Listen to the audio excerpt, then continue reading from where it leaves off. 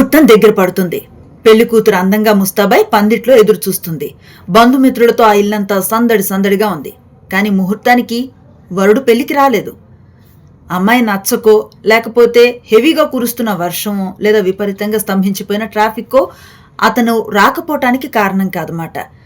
ఆయన బరాత్లో వస్తున్నటువంటి వాహనం ఏదైతే ఉందో దాంట్లో ఇంధనం నిండుకుందన్నమాట. చాలా ప్రయత్నం చేశారు అతని కుటుంబ సభ్యులు.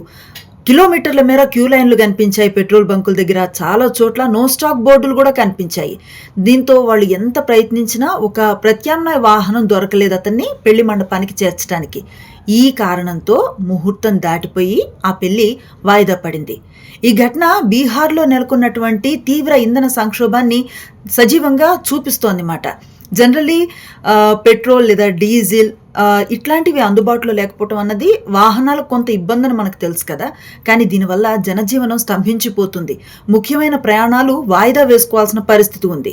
ఏదేమైనా ఒక ఫ్యూయల్ లేని కారణంగా వాహనంలో సకాలంలో చేరుకొని కారణంగా ముహూర్తం దాటిపోయి పెళ్లి వాయిదా పడిన ఘటన ప్రస్తుతం బీహార్లో ఉన్నటువంటి ఇంధన కొరతని కళ్ళకు కట్టినట్లుగా చూపిస్తోందన్నమాట.